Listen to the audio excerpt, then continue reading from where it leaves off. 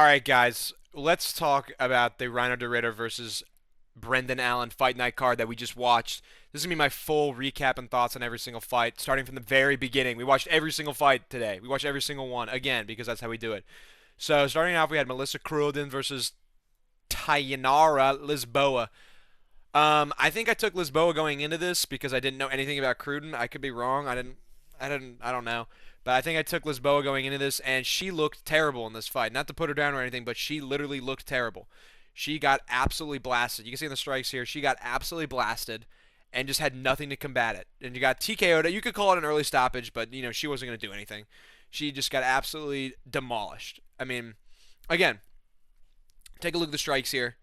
Just landed a lot more, twice as many strikes as she did, and just obliterated her. It was an absolute obliteration. I don't know how to put it. The first win, Canadian wins. You know, as an American citizen myself, that's not the dopest thing in the world, but I'll take it. I'll take it. We're friendly with Canada for the most part. I'll take it. This was a good fight to start off the night. It was good. It was a nice TKO. It was a nice TKO. You could call it early stoppage, but I'll call it what it was. It was a KO TKO. So moving on, we had Azamat Biokov versus Yusori Belagori, or however the hell you pronounce this guy's name. So I think I took Azamat going into this. Again, bro, this was an absolute David versus Goliath. I mean, this guy here is so much taller than Azamat. Literally, he was swinging up. He would swing these power shots and had literally nothing. He would swing and miss just over and over and over again. He was swinging at nothing.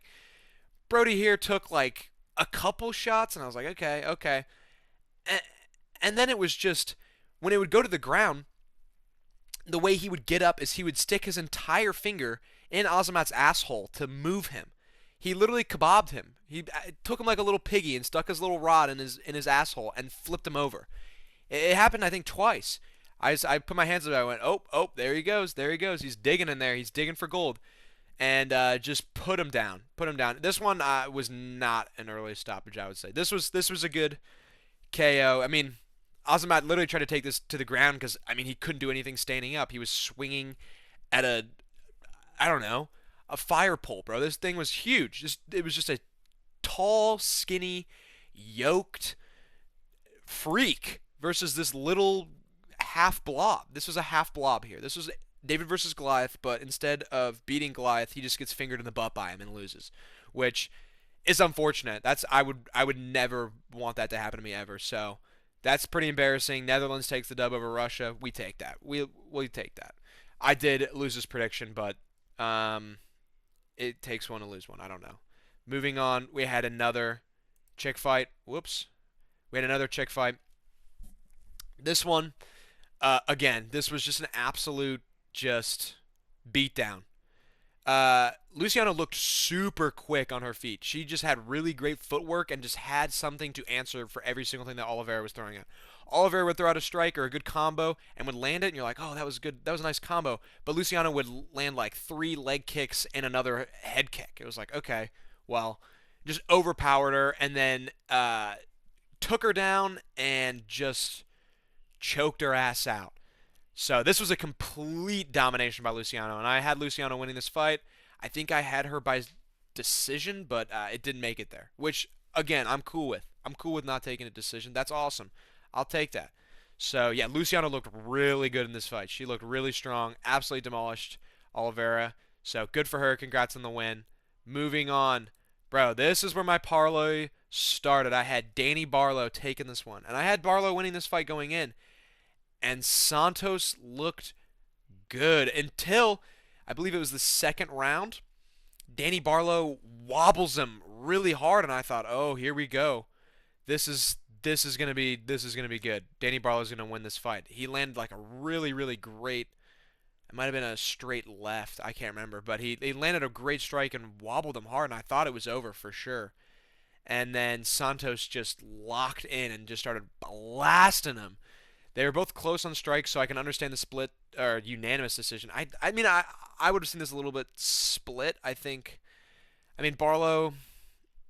I don't know. You could argue he took second round. I don't know. I would have had this a split decision, Santos. But yes, my parlay lost immediately here, so don't worry. I immediately made another one because I'm an absolute champion. But yeah, so Danny Barlow did lose his fight by. I think I had Barlow winning this going in, but I didn't know Santos had that dog in him. He just absolutely blasted him at the third round, was just a complete Santos takeover. So congrats to Santos for that win. It was a total scrap. Great fight. Good job, guys. Moving on.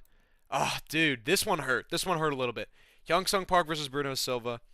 I had Hyung Sung Park going in this because coming off of the Tatsuro Taira loss, that's not a bad loss.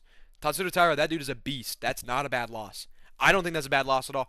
And Bruno Silva, I just thought just didn't have it in him. I thought he couldn't find that fuel anymore. I was wrong. I was wrong. It was belt to ass on Hyung Sung Park almost the entire fight. Almost the entire fight, belt to ass on Hyung Sung Park. Park did have some moments where he would land some good strikes and would go for a takedown, but again, Bruno Silva just had an answer for it on the ground. Was able to just completely control the ground. Was able to get out of every single little thing that Hyung Sung Park was trying to get him, and just blasted him on the feet. I think he sat him on his ass with an uppercut. Hyung Sung Park should have been looking for it because Bruno Silva was just throwing uppercuts willy nilly, just all over the place. Takes him down to the ground after blasting him again, and rear naked chokes him in the third round, which was this one. This one was sad. I really wanted Hyung Sung Park to take it home because I think that this dude is good. I think Hyung Sung Park is good. A loss to Tatsuro Taira is not a bad loss. That's not a bad loss. I don't think that's a bad loss at all, especially on short notice. Well, actually, yeah, short notice Tatsuro Taira and you got owned. Never mind, bro. Now I'm thinking about this. Maybe I'm tweaking. But Hyung Sung Park, I think this dude has potential. I'm sad that to see him lose two in a row here, but Bruno Silva, bro, I'm sorry. I did not know. Again, I was a huge Bruno Silva fan. I guess I am now again because this dude just absolutely belt to ass Hyung Sung Park. Damn, bro. Moving on. This is where my prediction was right, bro. This fight, let's go. Aru Kling.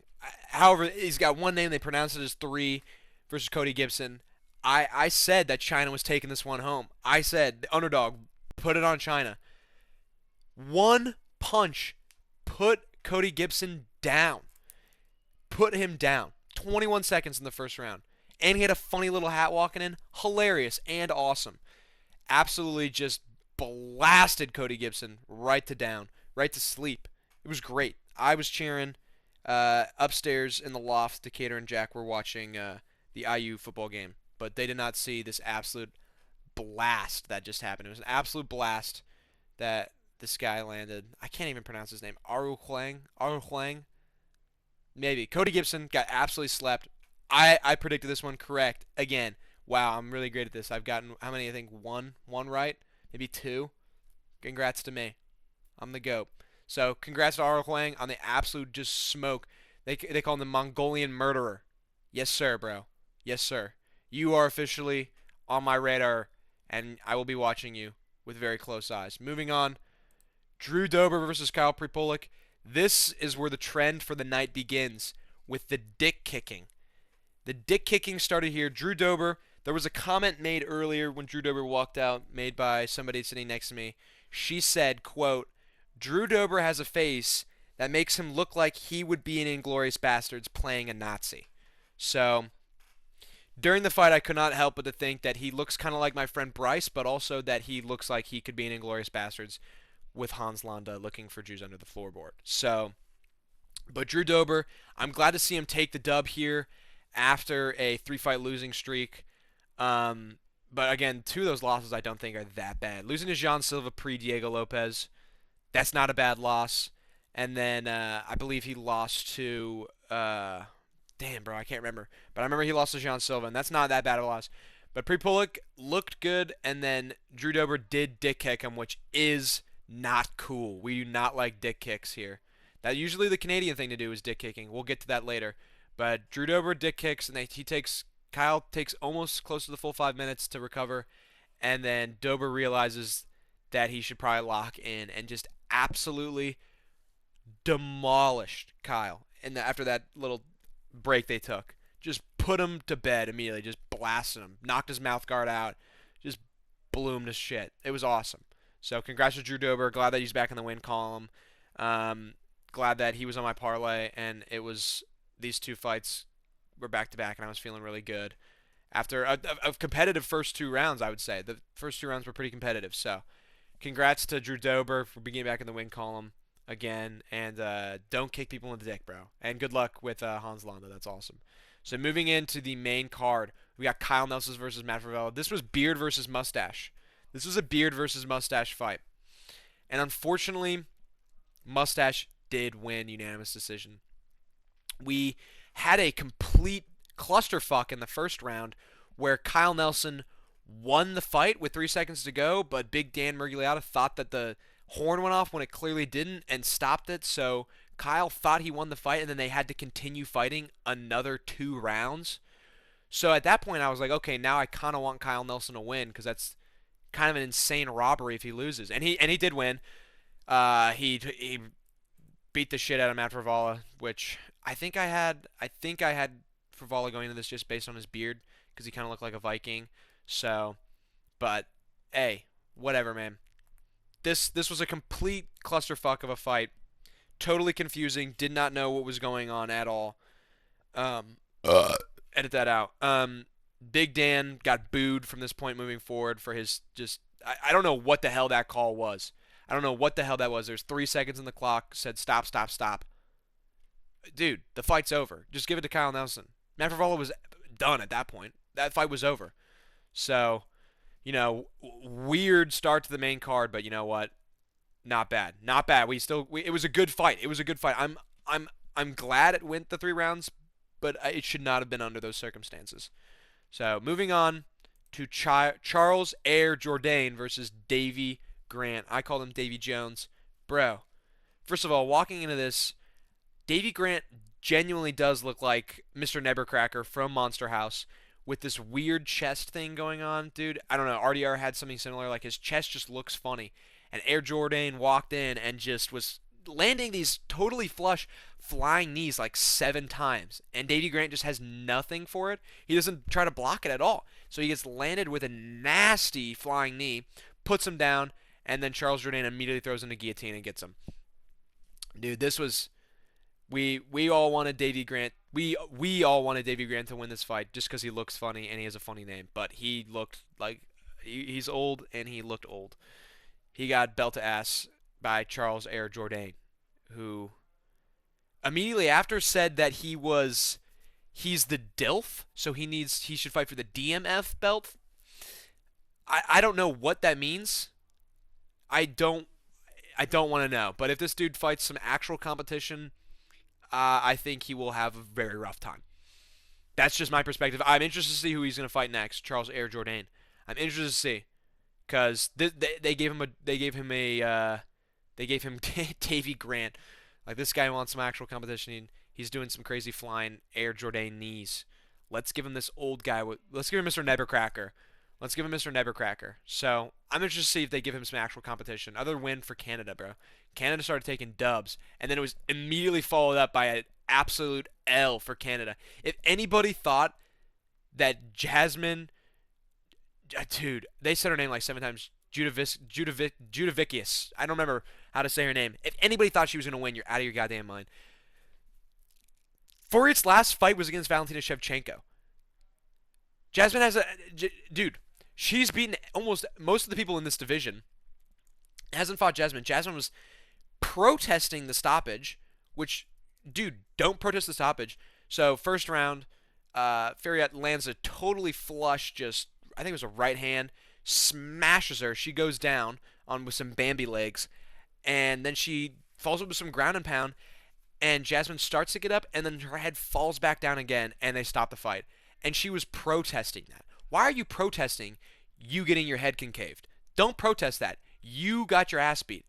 So I would say that was awesome, except that Fariat is French, and then she proceeded to bring out a diamond, like a bedazzled Labubu, which did ruin everybody's mood in the apartment here. We all were booing her. She thought she was so fly. She thought she was LeBron on Kai Cenat's stream, bro. That was gay. Don't do that. I'm officially rooting against you for the rest of your life if you do that. Bring in a diamond Labubu, and you're like, yeah, this is my Labubu. I'm sorry, she's French. She say, "Je m'appelle la Labubu. Made my Labubu." And she put on a dominant performance, but Shevchenko owns you, little girl. So don't Don't get too high on yourself. Don't think that you're awesome because you have a diamond Labubu. I hate you for that. I honestly hate you. Speaking of people that I hate, let's talk about Eamon Zahabi versus Cheeto Vera. People I hate, Eamon Zahabi and Cheeto Vera. I hate Eamon Zahabi so much, bro. Eamon Zahabi is literally, this dude is absolute, yeah, he's a terrorist of the sport. He's a total terrorist of the sport, and that is not because of his nationality or ethnicity. Don't twist my words. Cheeto Vera, bro. What the hell was Cheeto Vera doing? He knocks down Eamon Zahabi in the second round, does not follow it up with anything, proceeds to just put his guard up and walk towards him. Are you out of your goddamn mind? What the hell were you thinking? He keeps trying to land this head kick, which he should have stopped doing after the fifth one got blocked. Dude, knock it off. Wait a little bit. Quit throwing it every single time. Cheeto was getting pushed back and would have his hands up for no reason. All he needed to do, he proved in the second round, all he needed to do was just throw some punches. He just needed to throw something. And he didn't. He just didn't have anything to do. He literally just put his arms up like he was blocking. When he would throw, Zahabi would wiggle. Like he would be like, oh shit, I'm getting hit. Cheeto would put his hands up and back up. What are you backing up for, bro? What are you backing up for? Just belt to ass Eamon Zahabi. This dude is a bum. Eamon Zahabi's a bum. And congrats, Cheeto Vera. You're officially a bum too, bro. You're officially a bum, bro. How can you lose another... Oh, don't get me started on this. Another split decision for Eamon Zahabi, and he proceeds to get on the mic and go, yeah, you know, I was doing a really good job. That was a really easy fight for me. That was a really awesome, easy fight. I absolutely dominated that fight. No, you didn't, bro. No, you didn't. You just got lucky that you're fighting another dude who just doesn't know what the hell he's doing. You wiggled out a decision win on Jose Aldo, which was terrible, and it was really sad to see him just like silently retire after that fight, and Eamon Zahabi be like, oh, dude, I beat a champion, dude, I beat a champion. Yeah, a champion 20 goddamn years ago, bro. Congrats. I mean, you're getting that age too, Eamon Zahabi. You're almost 40 years old, bro. Calling out Sugar Sean, good night, buddy. I hate Sugar Sean. He's putting your ass to sleep, bro. Cheeto Vera, oh my god, bro. Disappointment. I called that Cheeto Vera was going to win this fight, and he did nothing. He did nothing. He had one moment in the fight where I went, oh shit, here we go. He's going to put something on. And he did nothing. Walked back with his hands up, constantly getting pressured by Eamon Zahabi. Yeah, bro, I'm pissed off that Eamon Zahabi won that fight. I'm pissed off Eamon Zahabi won that fight. I don't like Eamon Zahabi. Call me Coke, call me Cry, whatever, dude. I don't care. I wanted Cheeto Vera to win because I hate Eamon Zahabi, but I also don't like Cheeto Vera, and he absolutely proved me why I don't like Cheeto Vera is because he just decided that he just didn't want to win that fight. And then for him to dance at the end of the fight and be like, I won that fight, bro. I did enough. No, you didn't, bro. No, you didn't. You did not win the first round, and you did not win the third round. Congrats, bro. You did nothing. Speaking of another total performance that just... This is the one that I want to talk about the most, honestly. Mike Malott versus Kevin Holland. Kevin Holland, in the first round, gets hit with two incredible dick attacks. He gets cock and ball tortured in the first round, takes the full 5 minutes, and it almost looked like the fight was going to continue. It looked like the fight was not going to continue. And then Kevin Holland says he's going to stick it out. First of all, before that, Mike Malott looked quick. He was quick with his hands. Just like 20 punches. He was Jotaro Kujo. He's throwing 20 punches in 5 seconds, and Kevin Holland would be like, yeah, bro, I got this. Bro, when I tell you that Kevin Holland got his dick attacked and then proceeded to lose the fight, just because, again, it looked like that. Dude, at that point, just be like, I can't continue. Let's call this a no contest. Just call it a no contest, bro. Then they were gonna we're gonna disqualify you if you continue to fight and you just like your dick hurts. Dude, he got a full shin knee to the dick. I don't know.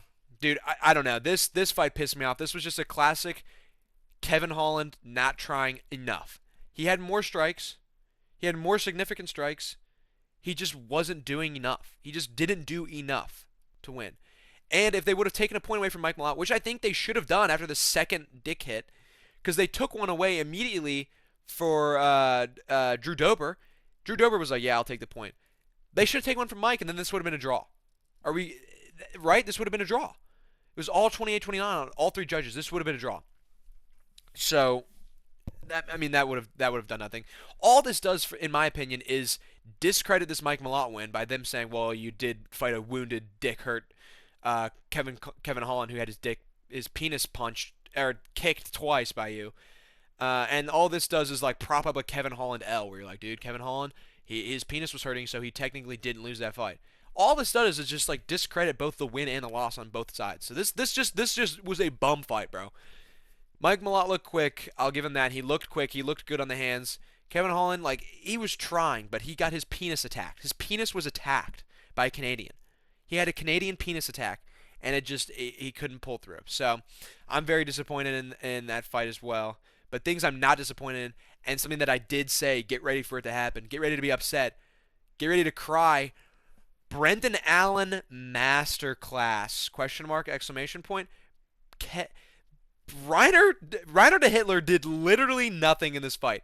He did not want to stand and bang with I keep calling him Arnold Allen, with Brendan Allen, and Brendan Allen just would follow up. First round, he looked terrible. I was like, oh, Brendan Allen does not look good in this first round. And then immediately following the second round, switches it up, gets on top, ground and pound, let's go, and just took control of the fight from that point forward. And I'm going to be honest, I wasn't rooting for Brendan Allen when I saw that Bilal Muhammad was in his corner. And Bilal Muhammad, every chance he got was getting right in front of the camera. Was like, yeah, man, I'm a really good striker. I'm a really powerful striker. I really did a good job. I really did a good job against JDM, bro. I did a really good job, bro. I own Chicago, bro. Drakus, don't come to Chicago. We own you. And Reiner de Ritter, this guy thought this is the guy that we all thought was going to fight Hamzat. This was the most embarrassing 5 rounds. Didn't even go 5 rounds. They threw in the towel at the end of the 4th round. They didn't even give him a chance to try and redeem himself in the 5th. Bro, that's embarrassing. You should be embarrassed, bro. He should go home and genuinely sit in a corner, put an ice pack on his shoulders, and cover his face with his hands and sniffle and cry about it for a little bit. Bro, this was Brendan Allen masterclass, question mark? Yeah, well, he's not beating Hamzat, unfortunately.